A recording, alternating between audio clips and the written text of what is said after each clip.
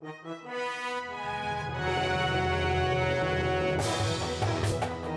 news you need.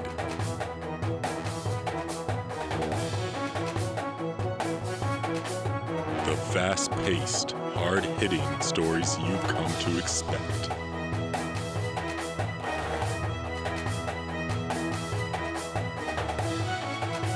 From the team you trust.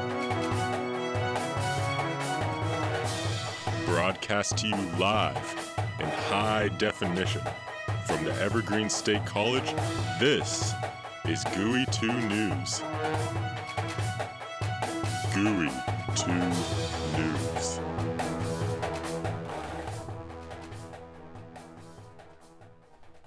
Good evening and welcome to GUWE 2 Nightly News. I'm Tara Boonwald. And I'm Kurt Tardell, filling in this evening for Rick Rangel.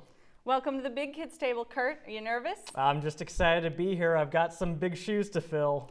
Speaking of which, a pair of shoes and a tub of industrial-grade hair gel may be all that remains of veteran anchor Rick Rangel following his recent disappearance.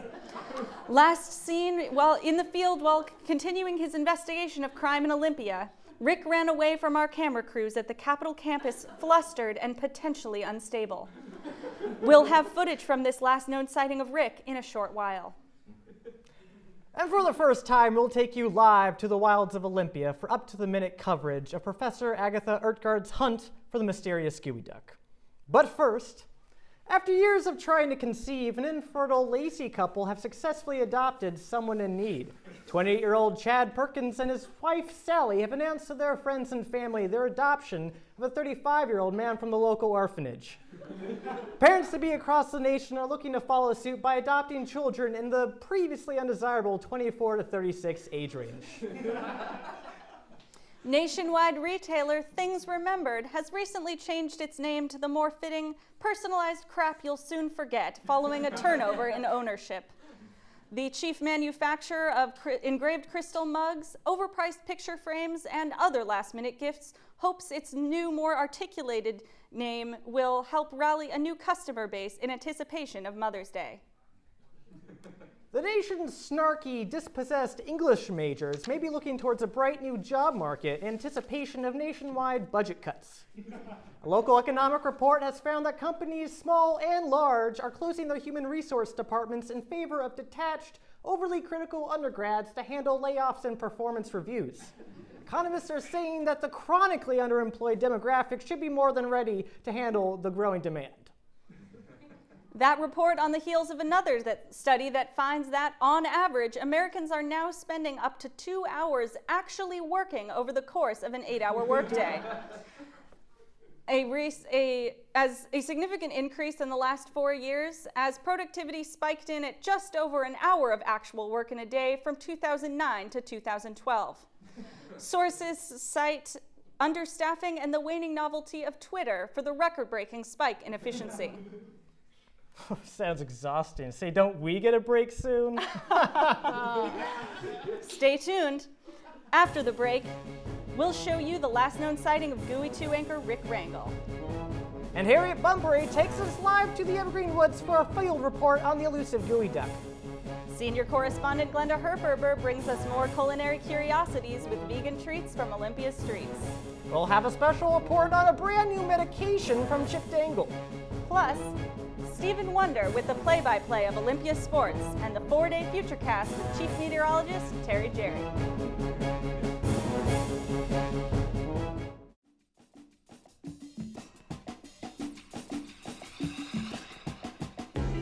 Are you tired of your crowded morning commute?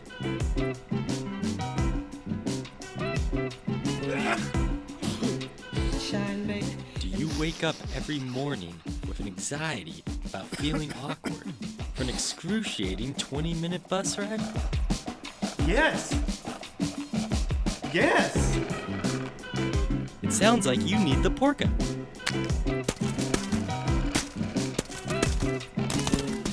The Porka is a stylish way to help you gain the personal space you need.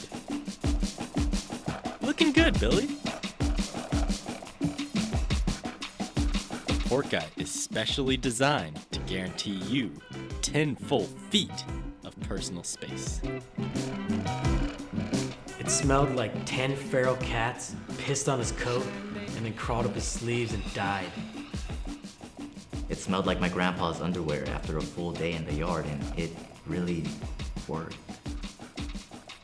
It was the most disgusting thing I've ever smelled in my entire life. We designed the Porka to be highly effective in all social environments. Every Porka is crafted with only the highest quality organic materials. Fashion alert! The Porka is taking Hollywood by storm. All your favorite celebrities are wearing the Porka. What's the Porka made out of anyway?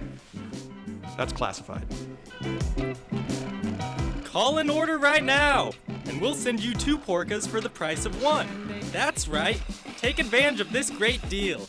Call 1-800-SMELL-YOU-LATER now. Welcome back to GUWE 2 News. Though Washington State's historic Initiative 502 only recently legalized the recreational use of marijuana, the state has supported the medicinal use of the plant for years. Despite its supposed benefits, doctors are responding to a public demand to counteract the negative effects of smoking pot by prescribing a new medication, medical meth. Senior correspondent Chip Dangle has more. I moved to Washington because they legalized marijuana. It's the greatest thing that's ever happened to me. I smoke pretty tough, so naturally, I'm affected pretty bad by it. It shows some of the side effects with me. Trayvon is one of thousands of regular tokers in Washington state.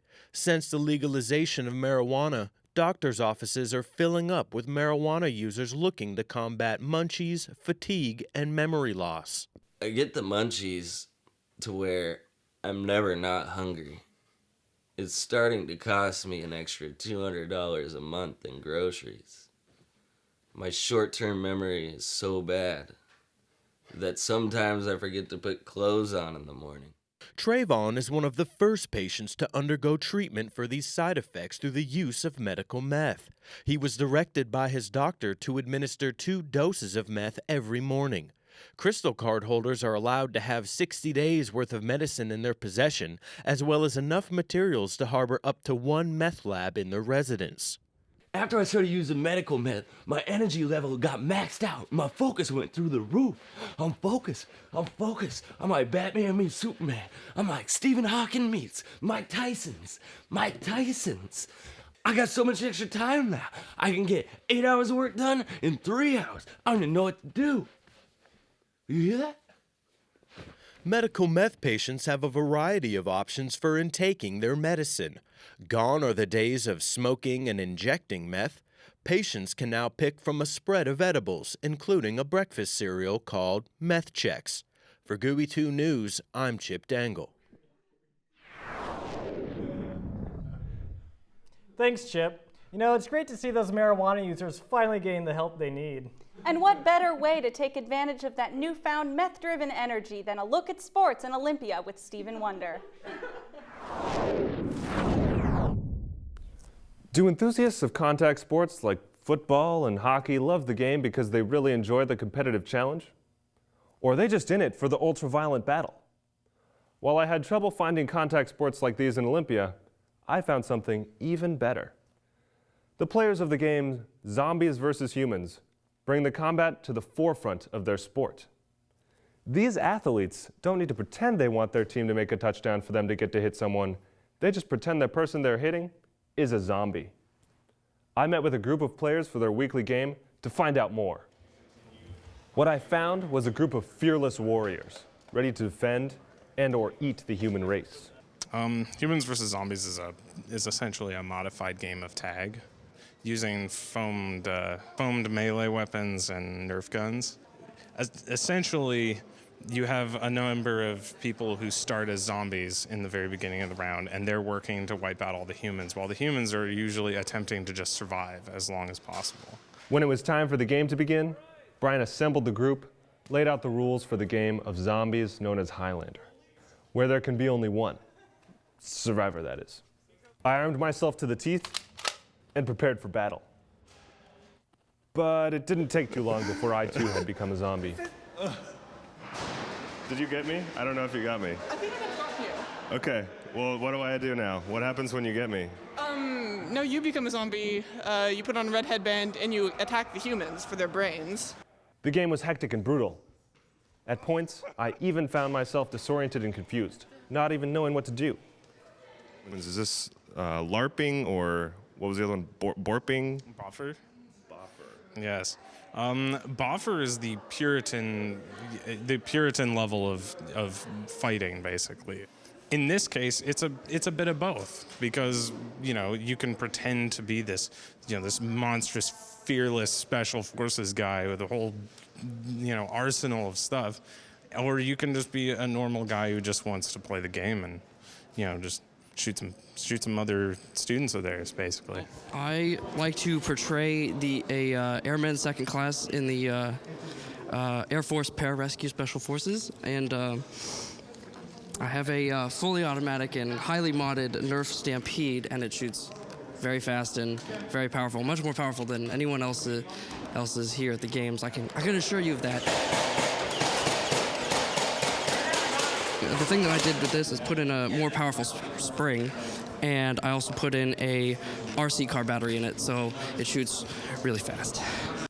If you're interested in providing yourself with the know-how to survive the zombie apocalypse, Zombies vs. Humans games are held Saturdays starting at 9 p.m. in the cab building of the Evergreen State College. This is Steven reporting. Rick, Tara, back to you. Well, I certainly know who I'll be picking for my team to fend off the coming horde. And it's Kurt, Steven, not Rick. Old habits die hard, I know.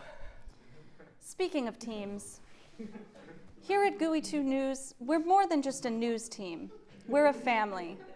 In a bizarre and startling turn of events, one of our closest family members, co-anchor Rick Rangel, has gone missing during his most recent crusade to cast light on Olympia crime.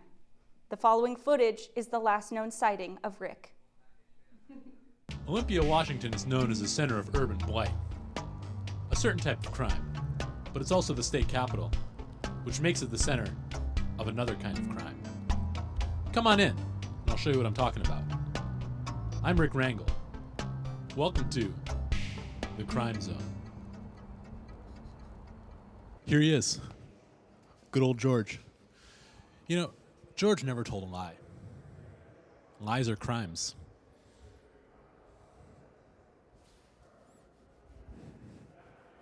Well, viewers at home, I didn't seem to find any crime on the Capitol campus. Hello! So, let's go downtown. Oh, okay. See? I'm jaywalking. Right now, I'm committing a crime. I don't even know it. Let's go to the crosswalk. Victims of crime. See? Look at how many are there's two taken. Two taken. There's at least 2 crime victims around here. The thing about crime is that you gotta look everywhere, It's not just like, oh, I'm gonna go out and I'm gonna go find a crime, because, crime is like a concept. One person's criminal is another person's, you know what I mean, freedom fighter. People are telling me about all of these crimes in Olympia, but why can't I find any of them for my show? Crime!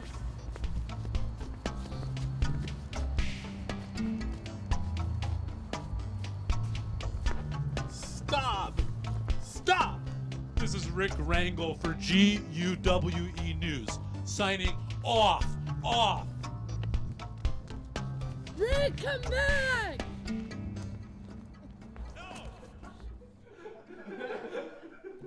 Breaks my heart to see him like that. Now, again, viewers at home, we ask that if you have any information on Rick's whereabouts, please contact local authorities. From all of us at GUWE 2, we miss you, Rick. We'll be back with more GUWE 2 News after this. My floating hair syndrome has been a problem, to say the least. It was interfering with the way I lived my life. It was affecting my work, my love life. My self-esteem was rock bottom. I tried everything. Gels, creams, laser treatments, everything. I thought I would have to live this way forever. If you think you may have floating hair syndrome, Follinex could help. Symptoms of FHS include disassociation of follicles from scalp, allowing air to move between the scalp and hair, resulting in chills, difficulty styling or brushing hair, and general discomfort. Follinex has been proven effective in 7 out of 10 patients on average in clinical trials. 82.5% of FHS sufferers report that their FHS symptoms were eliminated or dramatically reduced with proper use of Follinex. Though effective, Follinex is not right for everyone. Side effects may include bruising, convulsions, loss of sight, smell, taste, and/or hearing, sexual dysfunction, jaundice, constipation, deformity, pain in the chest, back and/or joints, depression, nosebleeds, heart palpitations, retrograde ejaculation, social anxiety, visual and/or auditory hallucinations, infertility, bleeding, rash, and/or diarrhea. Some patients also reported weight gain, loss of motivation, and trouble falling asleep and/or staying asleep. If you suffer from the symptoms of FHS, consult your doctor today. Ask if Follinex is right for you. Welcome back to GUWE 2 News. It may be a dark day with the disappearance of Rick Rangel, but maybe we've got a bright future in the forecast. It's time for the weather with Terry Jerry.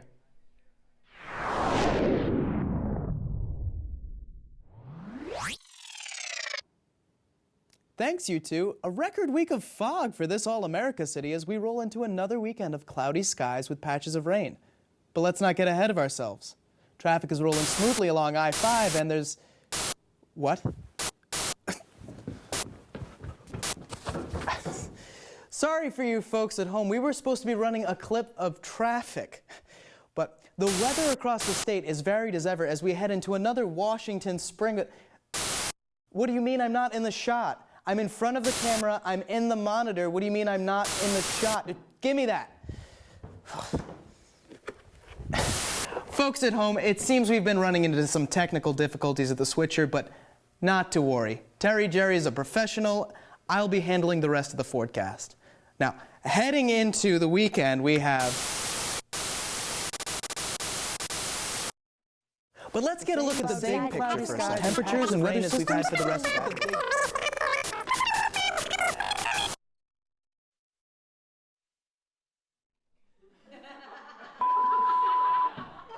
Terry? Terry? Can someone please tell me what is going on with my news team? Kurt? Still have Harriet Bunbury in the field. Right. Harriet, what can you tell us about what's going on down there in the search for the elusive GUWE duck? The GUWE duck is a creature of majesty and mystery. I'm here with Agatha Ertgerd, wildlife expert, and she's here to tell us about the modern elusive GUWE duck. Yes, that's right, Harriet. We've got state-of-the-art recording equipment here, as you can see, and hopefully with the help of your camera crew here, we'll actually be able to get a visual recording of the creature. Now, I've never actually seen one before myself, but I have been studying the mating call for about 7 years now. It's beautiful. That's fascinating. What does the call of a GUWE duck sound like? Well, you kind of tip your head over the side. You can kind of get like a...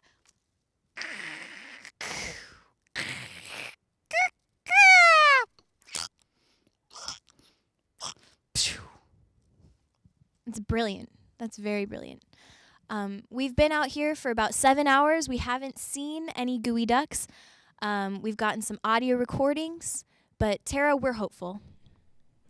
You do know you won't find any GUWE ducks in the forest, right? It's a shellfish. Then what's that sound we've been hearing all morning? Wait, I hear it.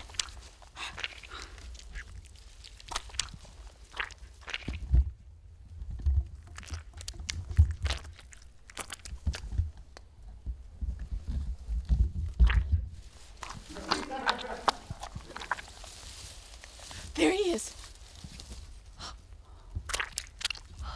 You said they were big. My God. I've never seen one so big. I've never even seen one. It's really big. Oh my God. Looks like he's coming. He's seen us. Oh, no. Are we okay? No, get your stuff. Oh my God. Oh my God. He's huge. Okay. I'm Harriet Bunbury, GUWE 2 News. Run for your lives.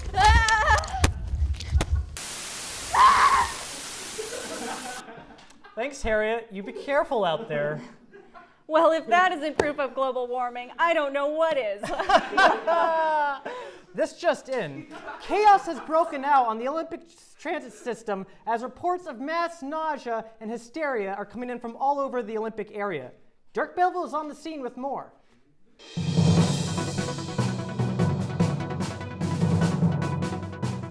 Rick, the scene is one of complete madness. A foul smell has creeped over our city where everyone rides the bus. Folks here are blaming the newly popular polka, a fashion trend that has quickly swept over the nation, attempting to help people with social anxiety achieve more personal space in awkwardly crowded situations. People here are angry. They say that the sickening stench of these jackets is highly offensive. The smell of BO is enough. Earlier this morning, 2 college students were admitted to the hospital after passing out and being contained with the stench. All 25 routes servicing the cities of Lacey, Olympia, Tumwater, and Yelm have been shut down until further notice. General Manager of Intercity Transit, Bill Buxtaker, has stated that a health and safety breach is the cause for this mayhem.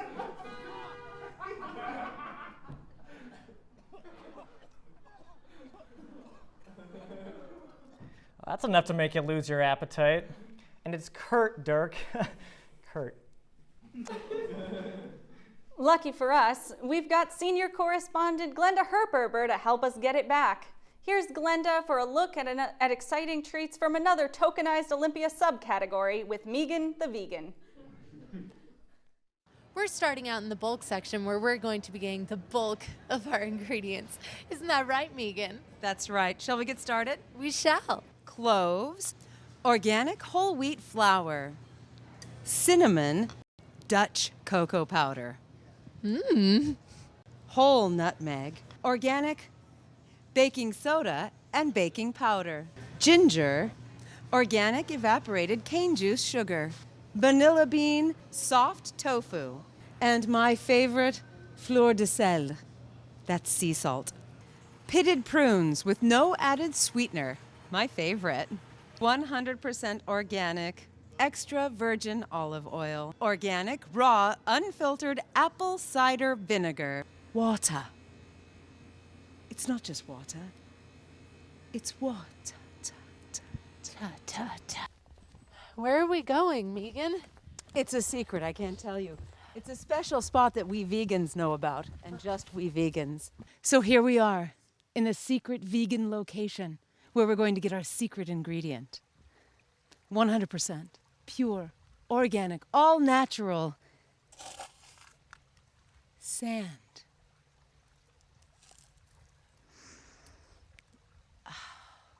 Wow. And now that we have the final secret ingredient, we are ready to prepare 5-spice chocolate-layered cupcakes. Wonderful. This is Glenda Herperber reporting. And Megan, you have a good time in that studio. Thanks.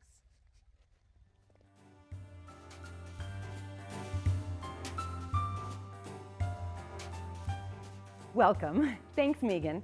So today, I have arranged our ingredients in a veritable rainbow from white to brown. I have pre-mixed some of the ingredients to save a little time. First thing we do, add a little bit of the white. That's got salt and sugar and flour. Then we add a little of the brown, my favorite, cocoa, nutmeg, ginger. Then a little of our liquid, maybe a little more of our liquid. All right. Then, ladies and gentlemen, the secret ingredient. Sand. Oh, a little more. Then you mix 782 times. I don't know. Oh, television magic. Put a little bit in your pan. In the oven, 350 degrees for approximately 30 minutes. And a little more magic. And we have here 5-spice chocolate-layered cupcakes with sand.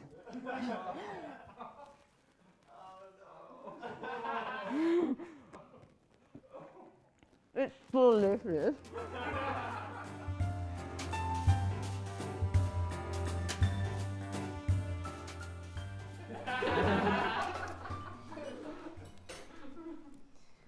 Wow, what an amazing repurposing of ingredients.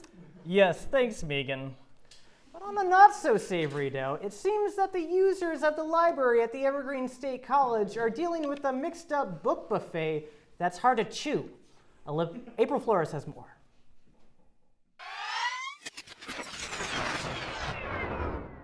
Recent organizational revolts in the library proper have made it nearly impossible to find books. Library patrons are no longer able to locate their desired reading materials by following the existing system due to the widespread movement of books into different sections and shelves. I've been here 72 hours. I still can't find the Escher book I'm looking for. Despite the chaos, some library patrons are making the best of this situation. Usually I come in here and just go straight to the book I'm looking for. I couldn't really find anything this time, but I did find this sweet book about potato guns. I think it's great. I mean, I don't usually come here. It's a lot easier to just look things up online. But since this happened, people have spent a lot more time just browsing the stacks. I've actually met a few friends here just looking around. I mean, you can't really find anything very quickly, but we all just kind of relax and have a good time. I think it should stay this way. It's a great way to build community. Yeah, I mean, at first I was kind of upset by the lack of order, but it's kind of growing on me. I mean, I just feel so much more relaxed. There's really no point in getting frustrated, so I just try to browse the shelves more casually. Solutions for the current situation were discussed in a recent press conference with library officials. Library officials cited input from patrons, stating that they should simply remove the existing system and start from scratch. This is April Flores, GUWE 2 News.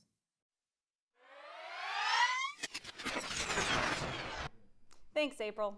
Viewers at home, we were planning on having an exclusive interview with a local celebrity from the Olympia area, but our producers have asked that we present you with a special message, hot off the press.